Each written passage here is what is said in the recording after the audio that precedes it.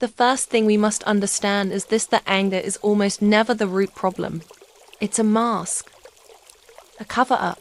Beneath anger, there is usually something else, maybe stress, fear, hurt, shame, or even a deep sense of inadequacy. That doesn't excuse destructive behavior, but it does explain why some men lash out at the people closest to them. When you realize that anger is often a shield, you stop taking it so personally. You see that his anger says more about his inner battles than about your worth. Here's the truth: you cannot control an angry man's emotions, but you can control how you respond. Think of anger like fire. If he's throwing sparks, you don't need to pour gasoline on it. Instead, you can choose water or distance. Stay calm. When voices rise, lower yours. Your calmness is disarming. Breathe deeply. A few slow breaths can stop you from reacting impulsively. Step away if needed. Protecting your peace sometimes means creating space until things settle.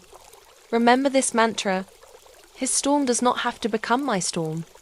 Let's be clear: anger becomes destructive when it crosses into yelling, insults, intimidation, or worse. That's where boundaries are vital. Boundaries are not walls to shut people out, they're doors with locks that protect your well-being. You might say, I am open to talking, but not while you are shouting. If you raise your voice again, I am leaving the room until we can both calm down. I respect your feelings, but I will not accept disrespect. Notice boundaries are calm, clear, and firm. They do not attack, but they do not bend either.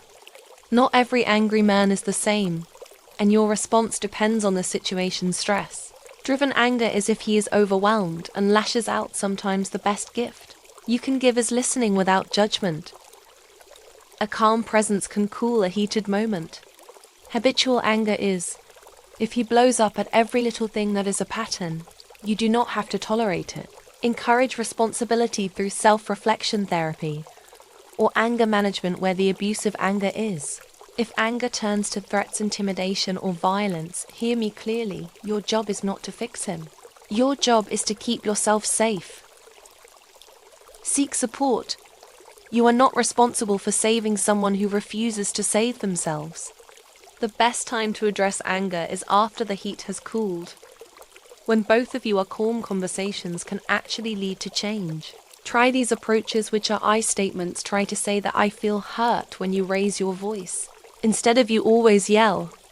This reduces defensiveness. Curious questions could work, like ask, what is really going on with you? Or why are you feeling under the anger? This is how.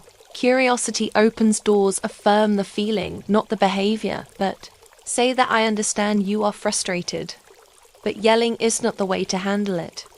Good communication is not about winning. It is about creating understanding while protecting your dignity. You cannot pour from an empty cup if you are dealing with anger regularly. So you must care for yourself.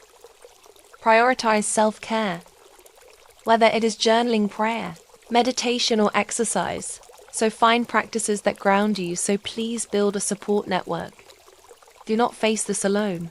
Confide in friends, mentors, or counselors who can remind you of your worth.